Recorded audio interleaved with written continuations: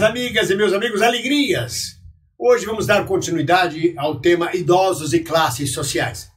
No vídeo anterior eu falei sobre as necessidades especiais dos idosos da classe média alta, e disse que era impossível juntar todas as necessidades dos idosos numa mesma classe social. As necessidades são diferentes.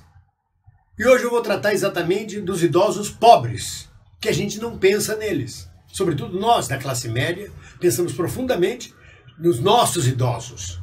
O nosso idoso que tem um quarto, às vezes, especial para ele, em casa, no apartamento, ou que tem assistência médica paga, ou que tem a família que ampara e que ele trafega familiarmente e é cuidado. Vamos falar do idoso pobre.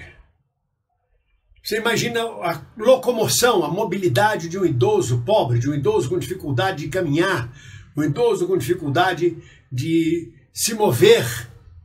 Não falo nem de deficiência física, com a sua dificuldade caminhando. Se aqui na Zona Sul, nos Jardins, na Mangabeira, nos bairros nobres do Brasil, as calçadas já são um horror, vocês imaginam o que é atravessar pinguelas, pontes, subpontes, atravessar e pular esgotos em céu aberto, pedras no caminho, buracos nas comunidades pobres do Brasil para os idosos. Se para os comuns já é difícil, imagine para os idosos.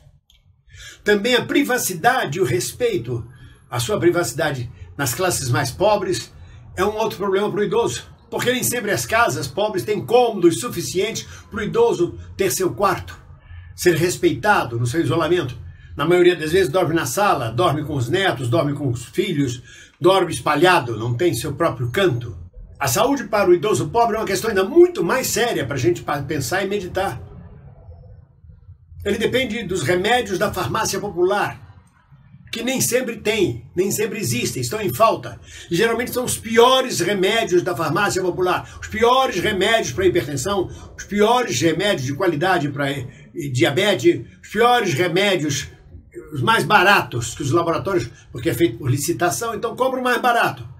E nem sempre o que é barato é bom, vocês sabem disso. E quando ele chega na farmácia popular para pegar o seu remédio que o médico receitou, não tem.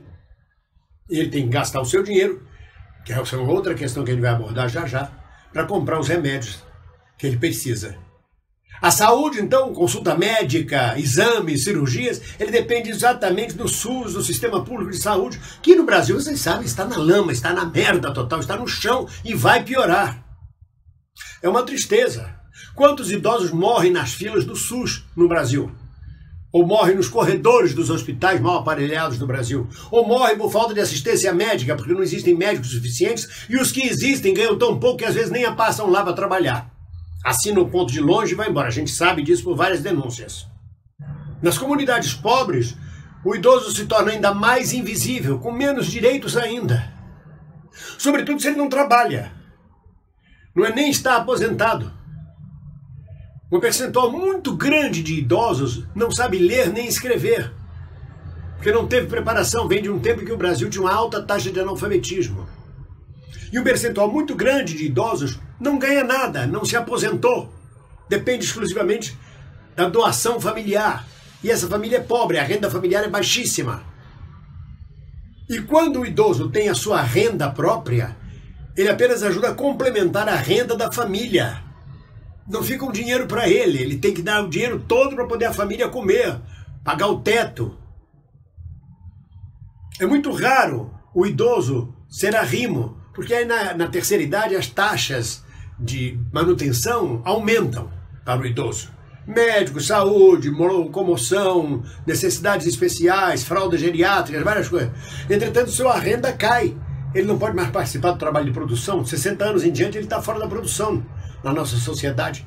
Ou então vai vender bananada na rua, vai vender no trem, vai fazer sacolé para vender na porta, ganha 100 mil reais, 200 mil reais por mês, para complementar uma renda. É terrível, é uma situação de profunda compaixão que a gente deve ter pelo próximo, sobretudo pelo idoso da comunidade pobre. Ele já é pobre. Quando ele recebe a aposentadoria, é baseado num salário mínimo já defasado dentro da aposentadoria do INSS. E muitas vezes a família só o atura dentro de casa porque ele complementa a renda familiar. É muito cruel. É profundamente cruel. Então eu estou mostrando para vocês que as necessidades do idoso pobre são muito diferentes e muito maiores do que as necessidades de um idoso de classe média alta. São assuntos que merecem total atenção do Estado. E o Estado não é suficiente para atender essa demanda. Porque você tem o idoso de classe média, o idoso pobre, você tem também o idoso rural, que é mais pobre ainda do que o pobre do que de classe média. Que é aquele trabalhador rural que trabalhou a vida inteira e que mora numa casa de terra batida lá nos confins do Judas, que recebe o fundo rural, que está longe de qualquer assistência médica, está longe de qualquer farmácia, está longe da cidade, e cuja cultura é completamente diferente da cultura urbana. O caso é muito sério, é um problema social que vai se agravar. A previsão é de que em 2020 o Brasil já terá uma quantidade superior de idosos. Em 2030 os idosos ultrapassarão o número de jovens no Brasil. E em 2050 eles já serão quase 60% da população.